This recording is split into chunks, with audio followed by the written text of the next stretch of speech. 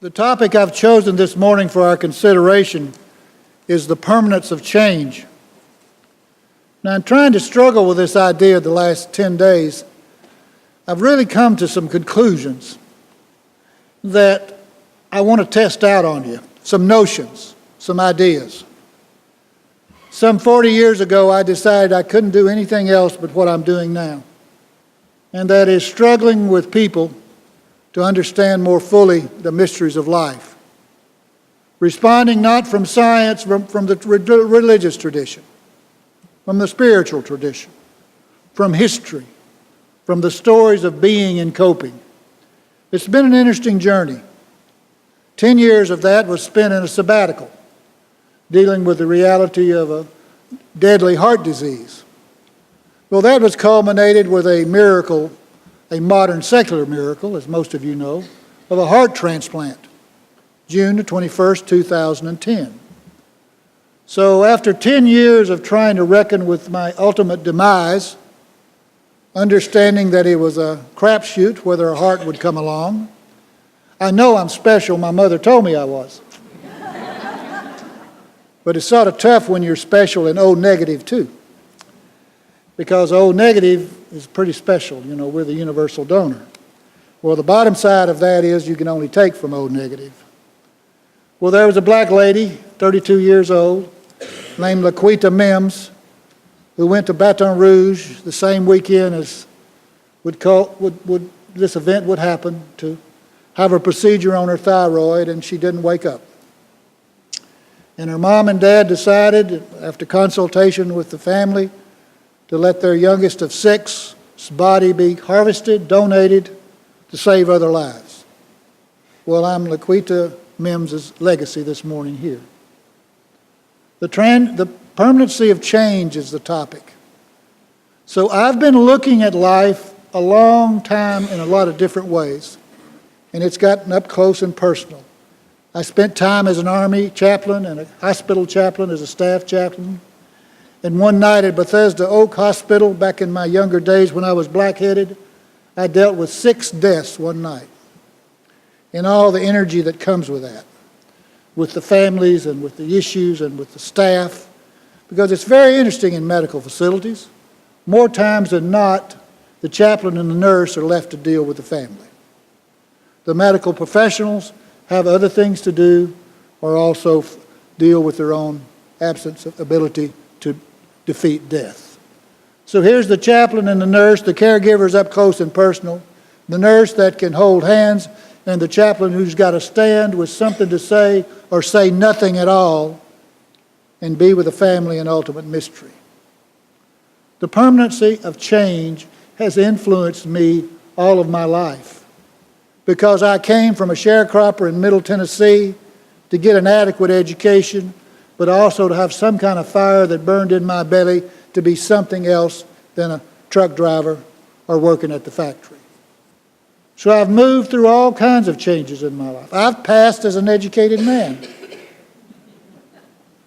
I fool really smart people to think I'm smart. But I think I brought Doak, Mansfield to people's lives because I recognize that I don't know the answers and I can barely understand the questions. And having the courage to stand up and say that, and to act on that as a minister of faith and a trust in life that we can ferret out the interest, what's important. So here we are, the permanency of change. We're set in a pattern because of our situation on this planet in this celestial order, in the cosmos. So we go through the seasons.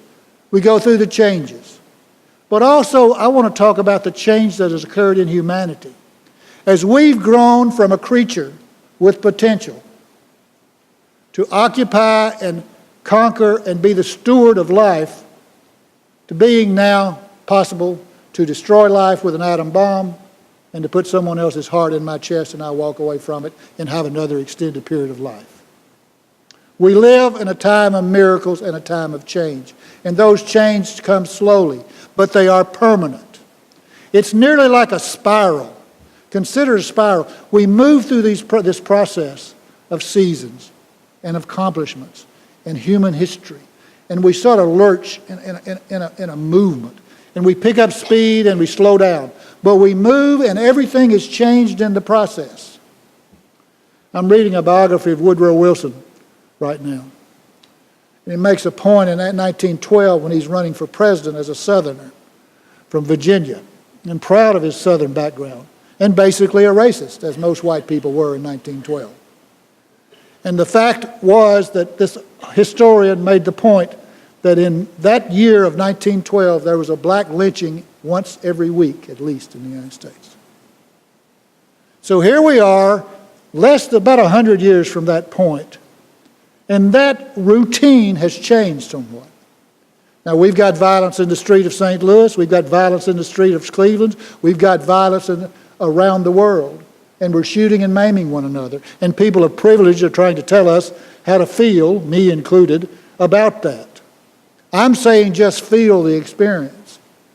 And the best you can do is keep your mouth shut and consider what it might be to be a black person walking the streets of Ferguson, Missouri. That's all I ask of you.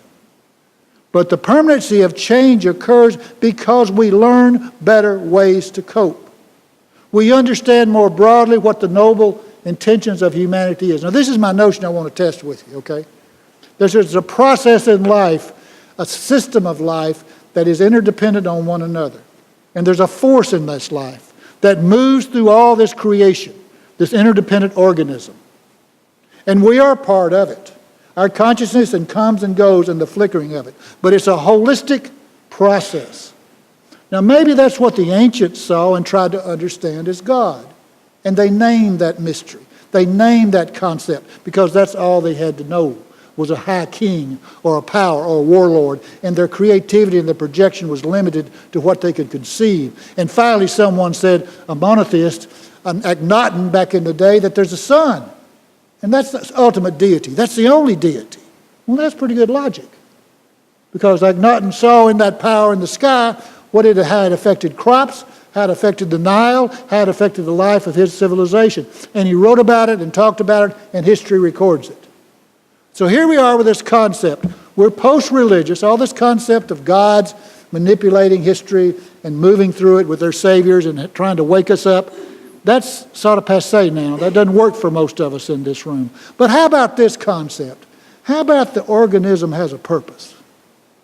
How about the system has a life that moves toward life? And the energy that moves through this creation has a purposefulness about it. And that purposefulness is about health and wholeness and balance.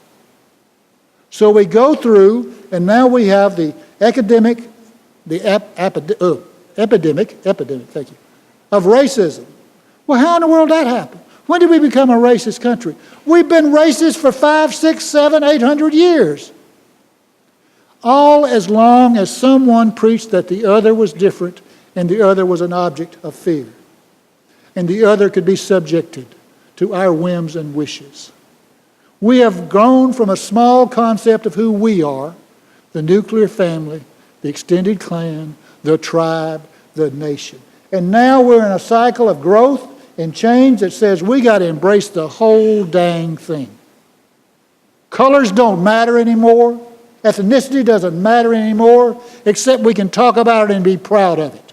To say by the accident of your birth, you were born along the Nile. You were born along the Niagara. You were born along the Tiber. You were born along... We have nothing to do with this. We take ourselves too seriously and we give ourselves too much power. Our consciousness had no power over how we were birthed and where we were birthed. So let's begin with that premise. If we begin with that premise, we can move on to the notion that maybe life has a purpose. Maybe it has an intent. Maybe it's perfecting us. Maybe it is inviting us to be co-creators with this process. We sure have the power to destroy it. We can kill this planet. And we've been teasing around with ways to do that for a while. And maybe in the process of our conscious raising, maybe in the process of faiths that look beyond salvation to some magical heaven, to say that salvation we're looking for is for our kids and our grandkids to have health and wholeness and a promise of happiness and joy. That's what we're about. That's what we're going to devote our skills to. And here we are with an opportunity during all this hurt and pain, this dislocation. Look at this disparity in our country with wealth. Look at the differences in equality in our country. And we're the light of the world. Well, imagine how it is in Romania this morning, or Nigeria, or South Africa, or China. But we have a consciousness of that. We have information about that. We can feel that in our gut. We can put ourselves in those places, and that's mystical and that's spiritual power. Because if we can imagine it, we can get mad. And once we get over getting mad, we can get creative. Because it's not going to help to destroy anymore. It's not going to help to send stormtroopers to Ferguson, Missouri to make those people get right. It's going to be saying, we love you. What can we do? How can we behave in this culture? And how we can change these absentee landlords that sell these places to you at 3 times the price, and you're living in here and you have no opportunity. See, we're all complicit. We're all complicit. Check your portfolio. Check where your money is invested. Check about the choices that our bought politicians make. Look at the zoning laws. Look at the rights to own property in this country. Unitarian Universalism is an honesty and a courage to say, we are complicit in this. Now, how do we move forward to embrace the whole? We do it in love and creativity. The permanency of change. Life is moving through a process of adjustment and adaptation. And we're seeing broader and wider horizons. We're seeing better ways of making perfect this notion of life. Not that it will be there, but the United Nations was a dream of Woodrow Wilson. It became manifest 50, 60 years ago. It's been an ultimate failure since Korea because we still have national states and because we still have economic interests that aren't big enough or bold enough to see that the whole of life is what needs to matter. And greed will not make it possible. Sharing would make it possible. We need Henry Ford again. Henry Ford understood that you've got to pay people a decent wage so you can buy your product. So he paid $5 a day in Detroit when nobody else was paying that. Then he thought he was crazy. And the story goes, I'll have to get Earl to help me with this, but the story that goes, he said, well, somebody's got to buy my car, so I got to pay them a little money. Money begot money. That's simple economics. Not make all you can, make all the shoddiness you can, have disrespect for the buyer and the creation that you're doing. Do not rape the means of production or the natural resources to make a quick buck. It won't last. So consciousness is here in the human order. The organism is moving. It's traveling in its cycles. It's change in process. As seasons come and seasons go, the human spirit embraces and enlarges itself and can. The Crusades are just about 600 years ago. What a foolish thing that was. Sent out for the Lamb of Peace. Sent out by the Vicar of Christ to protect the trade routes for the spice trade. Guys, just read your history. Look at what we've done to ourselves. But there is always hope. There is always possibility. There's always a move that we can make toward the good and loving. Who's talking about that? Who's preaching that from pulpits? Who's saying that in the corridors of power? Who's saying it in corporate boardrooms? Who is saying, let's look at the whole and see if we can't be a part of that? Let's dream for 50 years out. Let's dream for 100 years out. You and I in this room have a finite consciousness. We'll be a memory in 20 years, 30 years, most of us. How's our life going to have been spent? How are we going to be remembered? How are our children going to speak of us? Dad was weird, and he always was, and I don't see how he made a living. How did he get to those people listening to him? Maybe there are a couple of people in this place, and there might be a few people along my trail that I've touched, or people have known me that have felt I've had something to say. I may have told you this story, but it's a good one. I'll tell it to you. Peggy and I were traveling in Northern Virginia about 4 years ago, and I went by my first little church. And I had this church in 1972, three. I served there 2 years, Sedley, near Manassas, Virginia. So I remember the geography a little. Of course, it's just grown-up suburbia now. Back then, it was country. So we're driving on this back road, and I remember one of my major church members' place, and they've long been dead, but that was their property there. So I pull up, and there's a fella getting mail out of the car, out of the mailbox. So I pulled up beside him, and I said, does so-and-so live here? And he looked at me, and he said, you're the preacher. Yeah, that was 30 years ago. This kid was like his kids here. So you never know what happens. He remembered me, I guess, because I was significant for him in some way, or his family's way. Well, those kind of blessings are pretty special. The permanency of change has to do with the fact that this organism and this system takes in the process the good stuff, and it processes it, and it grinds it fine. This process said once upon a time, human slavery is wrong. And it had courageous men. It had a redneck from Kentucky who was not much better than his slave growing up, Abraham Lincoln, who saw another vision. And Abraham Lincoln was a pure racist. He thought the black people were less than white people, but he also thought that nobody had the right to own to somebody else. So let us not go in with the great expectations of all these super clean heroes that are going to have rescued us over the way.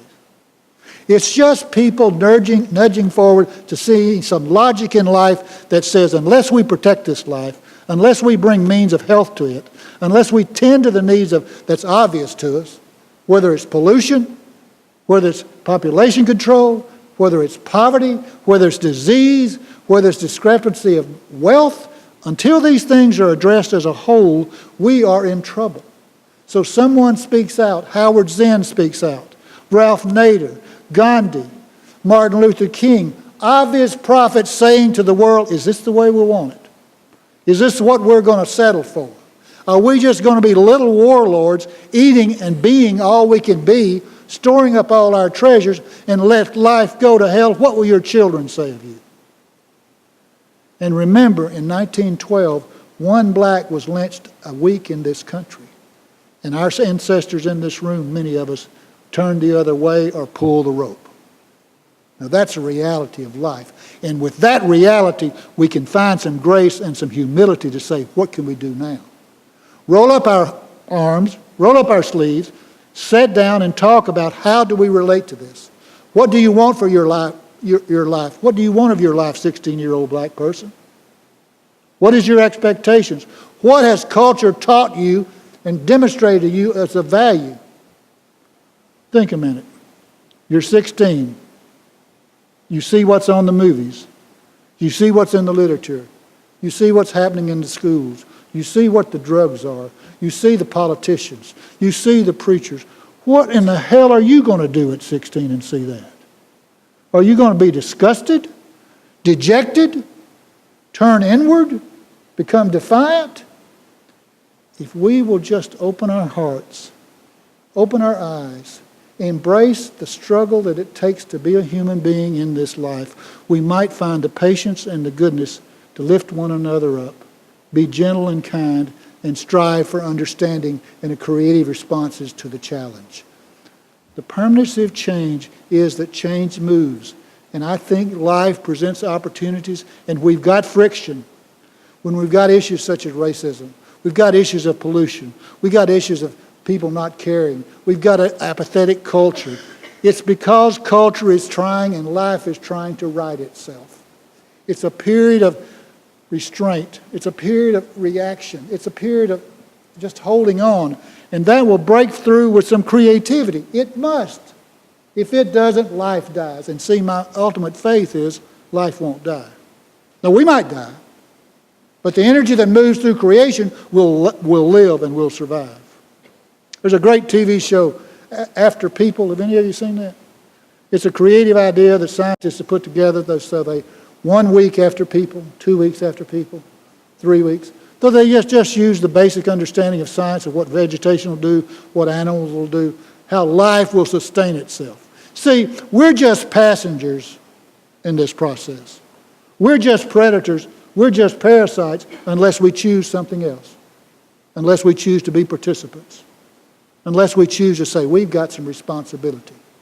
What did Jesus say? Come follow me. What did the good guys say? Go and love. Be a person and be creative in the process of how you engage what's here. These are the gifts. These are the opportunities. You can make all the money in the world, you can build all the toys you want, or you can decide what to do in service to the life that you've been given. Service to the life you've been given. In service to the life that you've been given. In service to the life that you've been given. An opportunity to be creative, to move through with a process, and it begins right and left in your neighborhood, it begins in your family, it begins in your daily activity. To be patient and kind and understanding. To project yourself in that other's role and try to understand where they're coming from. And I'm the biggest sinner that ever was. I hate it. Leave me alone. I don't want to be bothered. Who are you? Get out of my way. We went over and sang at a nursing home last night. Well, that was the awkwardest time because all I saw was Mother. All I saw was my mama. And I looked at the finality of that. And those people were having fun, those that were aware. And they were singing. They were a part of that. And Doak's over here trying to make do, trying to sing, fussing at myself all the time, saying, let it go, Doak. Get out of your own stuff. Just see these people. Love these people. Embrace these people. And it was hard. I really couldn't do it.